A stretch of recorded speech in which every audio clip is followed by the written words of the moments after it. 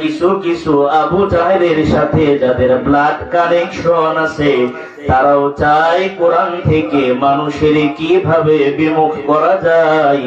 যদি কোরআন থেকে মানুষের দূরে রাখা যায় ক্ষমতায় বেশি দিন টিকে থাকা যাবে। এই ভাবনা ভেবে কোনো লাভ নাই যে আল্লাহ ক্ষমতার চেয়ারে বসাইতে পারেন, সে আল্লাহ আবার লাঠি দিয়ে ক্ষমতার মসনদ থেকে নামায়া অন্ধকার প্রকোষ্ঠে ভরে ভরে ধূপে ধূপে আল্লাহ মারতেও পারেন, ঠিক কিনা বলেন? আরে মিয়ানমারের প্রধানমন্ত্রী অং সান সুচি মুসলমানদের উপরে এত বেশি অত্যাচার আর নির্যাতনের স্টিম রোলার চালালো, মুসলমান দিক বিদিক ছোটাছুটি করে বাংলাদেশেও লক্ষ লক্ষ মায়ানমারের লোক আছে না নাই?